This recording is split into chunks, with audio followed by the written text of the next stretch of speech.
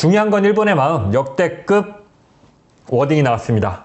과거사 문제와 한일 관계 등 일본에 대한 언급이 사라졌던 윤석열 대통령의 광복절 경축상. 정부가 일본에 할 말을 못하고 있는 것 아니냐는 지적에 대통령실 핵심 참모인 김태효 국가안보실 1차장은 KBS에 출연해 이렇게 말했습니다. 이제 자신감을 갖고 일본을 대하는 것이 더 윈윈의 게임이 되지 않겠는가 이렇게 생각합니다. 예. 라인 야후 사태와 사도광산 논란에도 정부가 목소리를 내지 않는 것이 오히려 한일 관계에 대한 자신감이며 윈윈이라는 겁니다. 중요한 건 일본의 마음이죠. 마음이 없는 사람을 다그쳐서 억지로 사과를 받아낼 때 그것이 과연 진정한가. 김태효 안보실 차장 뒷방망이를 한 대 좀 때려보고 싶습니다. 여기서 중요한 건 뭐다? 중요한 건 인수의 마음이다. 중요한 건 가해자의 마음입니다. 예. 우리가 가해자의 마음을 헤아려야 되는 겁니다. 지금 이 얘기를 하고 있는 거잖아요. 간단하게 김태효가 어떤 사람인지 좀 정리해봤습니다. 지금 안보실장은 3차례인가 바뀌었죠. 유일하게 김태효만 그 자리를 그대로 그냥 꿰차고 있어요. 윤석열 대통령과 같이 아크로비스타에 살았던 이웃이라고도 하고, 그것 때문인지 뭔지 김태효가 이렇게 안 바뀌는 걸 보면 김태효가 핵심 중에 핵심이다. 지금 한동훈과 사이가 멀어지긴 했지만 윤석열 정부 출범했을 때 검찰에는 한동훈이 있다면 안보 라인에는 이 김태효가 있는 거 아니냐. MBC 사표 내기 직전까지 외교부 출입 기자였다라고 말씀드렸잖아요. 뭐 외교부는 뭐 정책적으로 하는 거 없습니다. 이거 외교부에는 죄송한 얘기인데 그냥 김태효가 다 하는 걸로, 그 당시에도 이미 외교부 장관이 뭐 무슨 의미가 있어 뭐 이런, 그냥 김태효가 다 하는 걸로. 실제로 그러기도 했고요. 김태효는 여러 차례, 여러분들 대충 아시겠지만 여러 차례 구설수에 올랐고 유죄 판결도 받았던 사람입니다. 그 내용을 한 번씩 좀 살펴보겠습니다.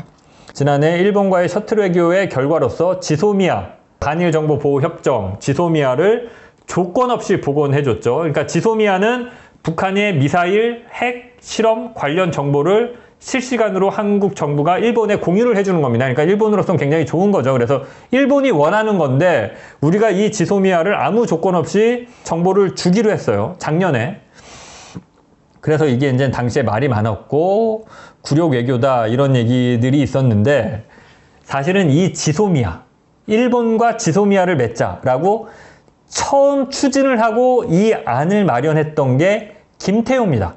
MB정부 시절에 이걸 처음 추진했던 게 김태효예요. 김 전 기획관은 청와대 재직 당시 한일정보보호협정 밀실협상의 책임을 지고 물러났던 인물입니다.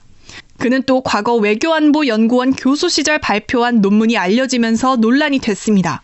유사시 일본의 한반도 개입이 대북 억지력을 증대시키는 효과를 가져올 것이란 내용입니다. 처음에 지소미아를 추진하고 그 안을 마련했던 게 김태효다. 그리고 옛날에 썼던 논문 보면 자위대가 한반도 진출하는 게 우리한테 좋대요. 대북 억지력 생겨서. 참 이런 사람이 안보를 얘기하고 있으니 할 말 다 했죠. 또 뭐가 있었냐면 김태효가 한번 굴욕을 겪은 적도 있었는데요. 북한이 갑자기 성명을 발표한 적이 있어요. 김태효에 대해서. 북, 남 돈봉투 내놓고 남북 정상회담 구걸. MB정부 당시입니다. 정부 당국자들이 북측 정부 관계자들을 만나 돈봉투까지 내밀며 남북 정상회담을 제안했다고 북한이 폭로해 파문이 일고 있다. 북한 국방위 대변인에 따르면 남측 정부는 지난 4월 비밀 접촉을 제안하면서 천안함 침몰 사건과 연평도 포격 사건에 대해 더 이상 거론하지 않겠으니 제발 정상회담을 위한 비밀 접촉을 갖자고 제안했다. 이에 북측이 사과 거부의 뜻을 밝히자 김태효 비서관 등은 북측에서 볼 때는 사과가 아니고, 이거 되게 웃깁니다. 남측에서 볼 때는 사과처럼 보이는 절충안이라도 만들어서 내놓자면서 북측에 제발 좀 양보해달라고 말했다고 국방위 대변인은 전했다. 자, 이 당시에 MB정부 때 뭐가 있었습니까? 천안함 사건이 있었고 연평도 포격 사건이 있었습니다. 기억나시죠? 특히 천안함 사건 때문에, 천안함 사건은 저는 아직도 이게 그 사건의 실체적 진실이 뭔지는 모르겠는데, MB정부가 지금까지 국민들한테 계속 북한이 천안함 인정하고 사과 안 하면 남북대화는 없다, 이렇게 수차례 못을 박았거든요. 그러니까 김태효가 그 얘기하는 거죠. 야, 우리 정상회담 하자. 근데 그냥 할 수는 없고 니네가 사과 비슷한 걸 해줘. 니네 입장에서는 사과가 아닌 것처럼 우리는 국민들한테 야 이거 북한이 사과한 거야 이렇게 홍보할 수 있는 걸. 그때 뭐 선거 앞두고 그랬는지 정상회담이 좀 필요하다고 생각해서 남북 화해 협력 분위기를 만들어야 뭐 유리하다고 판단하니까 그랬겠죠. 진실 게임 버리자. 이거 사실 아니다 라고 해야 되잖아요. 근데 청와대는 입을 다물었어요. 그때 기자들이 물어보면 아니라고는 해요. 북한이 거짓말하는 거예요 이렇게 발표는 하는데 더 이상 얘기를 안 해. 기자들은 그냥 어떻게 받아들였냐면 이거 청와대가 세게 북한 비난하고 북한 욕하고 사실 아니다라고 세게 북한을 공격하면 북한에서 녹음 파일 까겠네. 베이징에서 만났는데 그거 녹음 안 했겠습니까? 다 각자 서로 녹음했겠지. 그 당시에 분위기가 그랬어요. 그 당시에 이게 그 또 핵심 멤버가 김태호입니다. 김태호. 네. 북한으로부터 굴욕당한. 그러니까 뭐 국민들한테는 뭐 중요한 건 일본의 마음이고 김태호 특징 하나 있죠. 이렇게 턱 쳐드는 거. 네. 어디 가면 이렇게 턱을 쳐들고 이래요.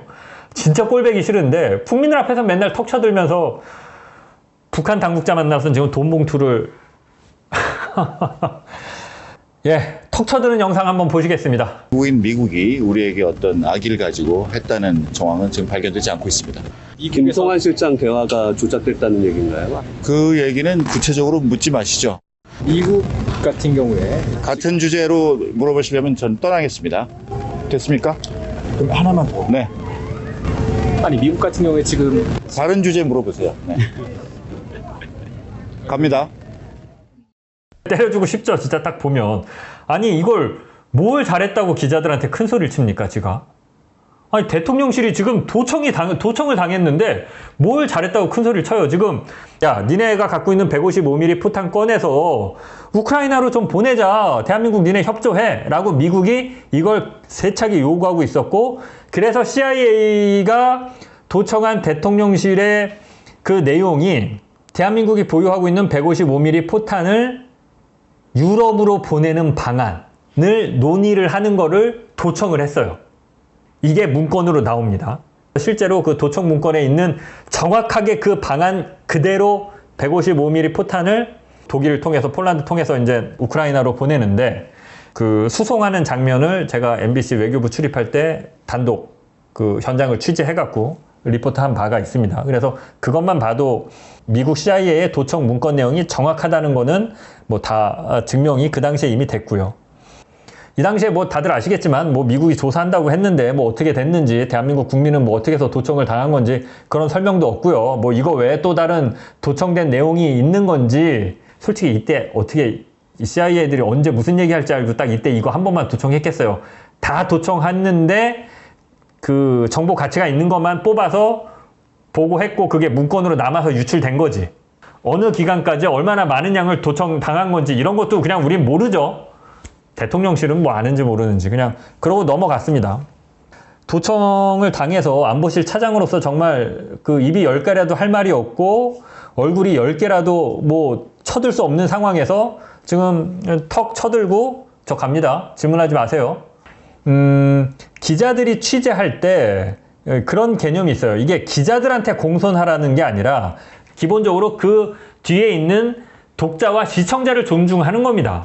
그 정치인들이나 이 공직자들이. 근데 이제 김태호는 그런 게 없죠. 그냥 오로지 자기 인사권자한테만 잘 보이면 되는 사람이니까. 김태호가 사고 친 게 이것만 있는 게 아닙니다. 유죄 판결 받은 게 있습니다. 김태호 차장은 이명박 정부 당시 대외전략기획관직에서 물러나면서 북한 동향 등이 담겨있는 국정원과 기무사의 기밀문건 수백 페이지를 무단으로 유출한 혐의로 재판을 받았습니다. 대법원은 유죄로 인정하며 벌금 300만 원의 선고유예를 확정했습니다. 민주당은 특히 윤석열 대통령이 서울중앙지검장 시절 기소한 재판에서 김 차장이 유죄를 받았다며 윤 대통령은 자신이 기소한 사람을 안보실 핵심으로 등용하고 있다고 비판했습니다. 이거를 기소했던 게 윤석열 당시 대통령이죠. 그 당시에 이제 그 국정농단 수사하면서 김태호는 군사 기밀을 대량 유출한 거는 확인이 됐죠. 아니 어떻게 국가 기밀을 유출하는 사람을 안보실 차장으로 다시 임명할 수 있어요. 그래서 안보실 차장으로 임명할 때 이게 많은 논란이 됐었습니다. 여러분들 기억하실 겁니다. 김태효는 2007년에 본인이 뉴라이트 지식인이라고 커밍아웃 했던 사람입니다. 이게 뉴라이트 지식인 백인 시국 선언이라고 그래서 이게 2007년에 시국 선언인데요. 그 당시에 이제 대선이 있어서 뉴라이트가 이명박 당시 후보를 지지하고 있었으니까 표가 분산되는 걸 막기 위해서 이해창 출마하지 마 이런 시국 선언을 발표한 건데 백인에 보면 여기 김태효 이름 보이시죠? 예, 그 당시 성균관대 교수였습니다. 예, 뉴라이트라고 커밍아웃 했던 사람이다. 중요한 건 일본의 마음이죠. 마음이 없는 사람을 다그쳐서 억지로 사과를 받아낼 때 그것이 과연 진정한가? 한편으로 저는 이런 생각도 합니다. 지금까지는 그래도 마음속으로는 대한민국을 일본에 갖다 바치고 싶지만 이 친일파들이 그거를 꼭꼭 숨겨오고 어쩔 수 없이 드러나면 아닌 것처럼 행동해 왔는데 이제는 그냥 대놓고 친일 본색을 드러내죠. 친일 매국노들이 커밍아웃 한 거다. 제대로. 우리 매국노야. 우리 친일파야. 그래서 뭐 어쩔 건데. 중요한 건 일본의 마음이다. 이 워딩에 저는 다 담겨 있다고 봅니다.